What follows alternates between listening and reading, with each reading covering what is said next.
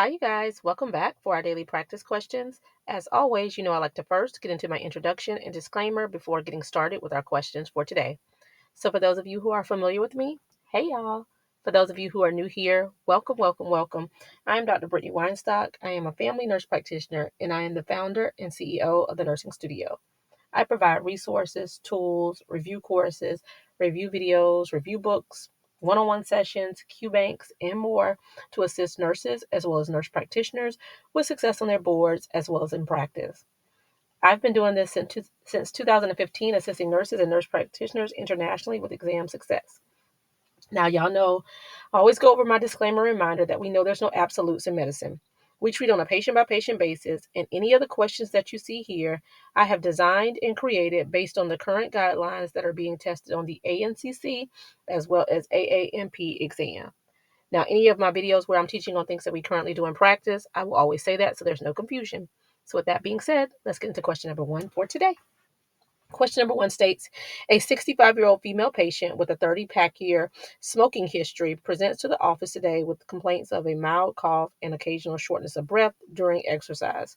She denies having any exacerbations. Spirometry shows an FEV1 of 80%. What stage of COPD does this patient likely have? Is it A, stage 1, which is mild, B, stage 2, which is moderate, C, stage 3, which is severe, or D, stage 4, which is very severe? Take a moment and tell me what you got. All right, so I always recommend reading the stem of the question first, as it allows you to slow down to ensure you're answering what is even being asked of you. So here, the stem of the question states, what stage of COPD does this patient likely have? So, okay, we're thinking about COPD stages, so I want you to consider what you know about COPD stages and what they are so that you're able to pull what's needed from this scenario to help you answer this question. All right, so this patient is 65, female, smoked for 30 pack year smoking history. She does have some shortness of breath, cough, but her FEV1 is that primary source to pay attention to. It's 80%. So we know an FEV1 of 80% is stage 1, mild, right? So if they have a diagnosis of COPD and it is 80% or greater, or sometimes it'll say 79% or greater, that is considered the mild stage, stage 1. Question number two, a 55-year-old male patient is a former smoker with a 40-pack year history, presents with a chronic productive cough and increased dyspnea on exertion. Spirometry results show an FEV1 of 60%. What stage of COPD does this patient most likely have? Is it A, stage 1, B, stage 2, C, stage 3, or D, stage 4? Take a moment and tell me what you got. All right, so stem of the question here states, what stage of COPD does this patient likely have? So same scenario as question number one. So identifying these stages. So what do you think? So this is a 55-year-old male, 40 pack year history for smoking, has that productive cough and increased DOE, dyspnea on exertion. But again, we're paying attention to this FEV1 and it's 60%. So this will be stage 2, right?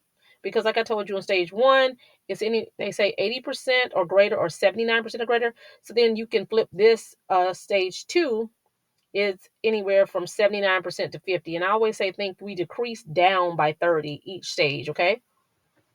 And what do I mean by that? Stage 1, I always teach and I always have learned from 80% or greater. So then we go 79% to 50% in stage 2. Then stage 3 is what? We continue to go down at 30, right? All right, a 72-year-old male patient with a long history of smoking presents with significant dyspnea at rest and frequent exacerbation. Spirometry reveals a FEV1 of 40%. What stage of COPD does this patient likely have? All right, y'all, A, B, C, or D, stage 1, 2, 3, or 4. What do you think on this one? And if you're following the trend that we have gone through each question, this is stage 3. Because from anywhere from 50 to 30% is stage 3, which is your severe stage.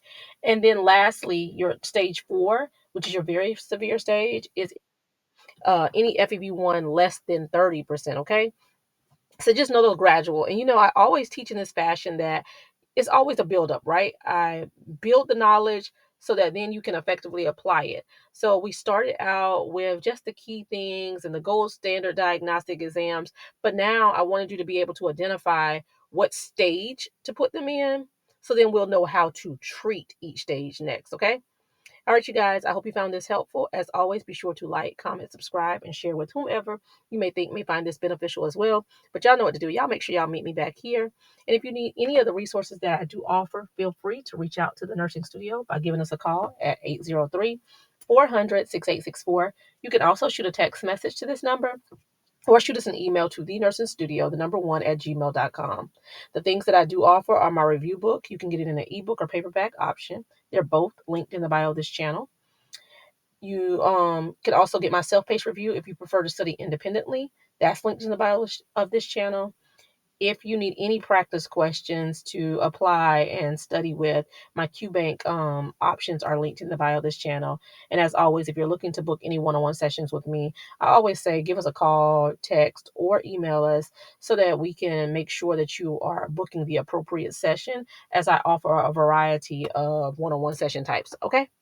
All right. But y'all know what to do. Y'all make sure y'all meet me back here. Happy studying. Bye, y'all.